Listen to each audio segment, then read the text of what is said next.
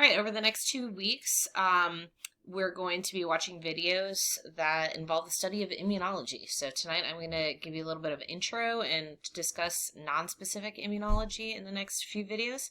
And then next week we'll talk more about specific immunology. So let me kind of clarify what that means. So we start to go through this. So there are 3 different lines of defense that are involved in the host defenses of the human body. 2 of them fall underneath what is considered to be innate or non-specific. And by non-specific, I mean it's something that the body does and it's not responding to anything particular about the actual invading microbe. It just recognizes that it's not you. The 3rd line of defense is specific immunology, and it is something that is specifically recognized by that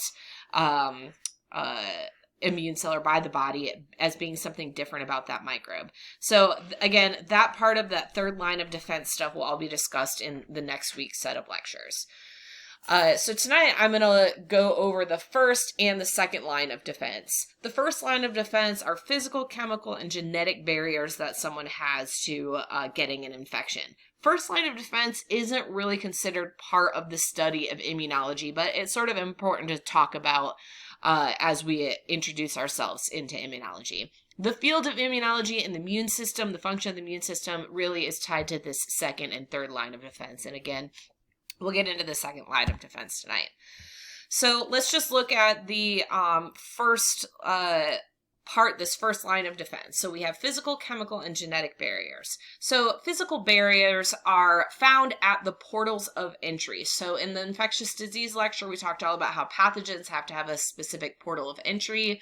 The portals of entry are something that is open to the outside world. So it might be your skin, it might be your nasal cavity, your respiratory tract, your eyes, your ears, your urogenital tract, your digestive tract. I'm not sure I said that yet. All right, so these are all places that are open to the outside world that microbes could potentially come in. And there are physical barriers at every single location. Your skin is a physical barrier. The wax in your ears, right?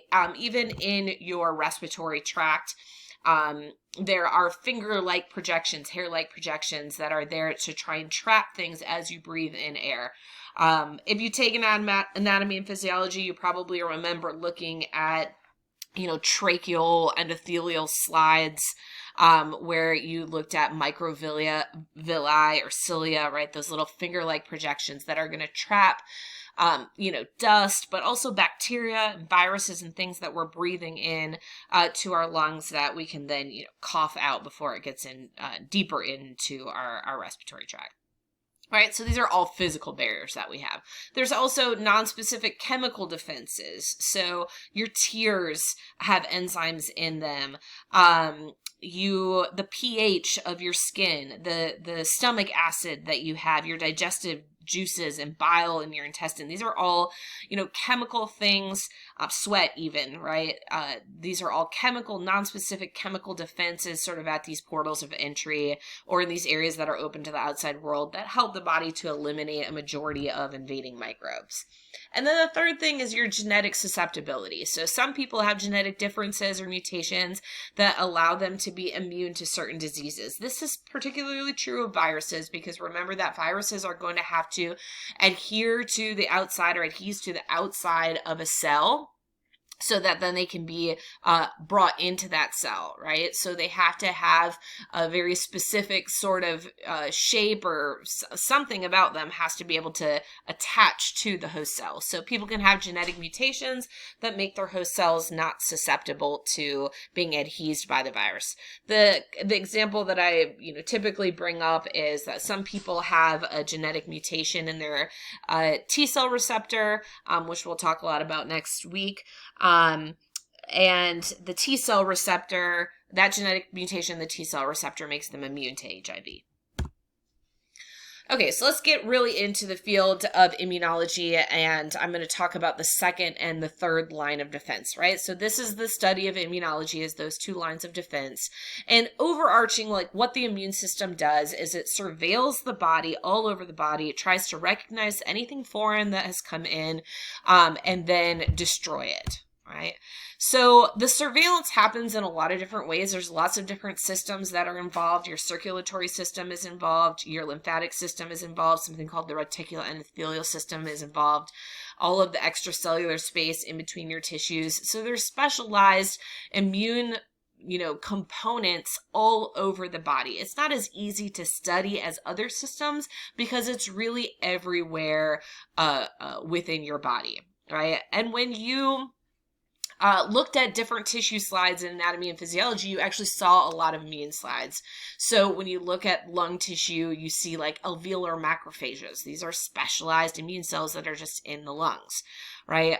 There's, other Kupffer cells, Langerhans cells. I'm just trying to remember some of the other ones I remember teaching way back when in anatomy and physiology, right? So there's specialized immune cells in all sorts of different tissues in the body because it's important that we're able to protect those tissues from invading pathogens. All right, so how does the surveillance actually work? So when we're talking nonspecific, like I said, it's the immune system is responding to something that is foreign. So how do you identify something foreign? The way the body identifies something foreign is that all cells in your body have something called a self marker. It's known as your major histocompatibility complex. It's a cell surface marker that tells your body that that's a U cell. Right? Anything else that's in the body that does not have a U marker or a self marker, it will recognize as being foreign and trigger it for destruction. So this is, how a lot of like autoimmune diseases arise. If your body is recognizing you as something foreign or isn't recognizing your self marker, it could destroy your own cells. This is also why organ transplants, you have to worry about, rejection of a kidney. If you are transplanted a kidney, even if it's like a good organ donor match, no matter what, that kidney is never going to have your self marker. And so your body will always try to identify it as something foreign and get rid of it. So, after you have some sort of organ transplant, you have to take immunosuppressant drugs to prevent your immune system from attacking what now is something foreign in your body.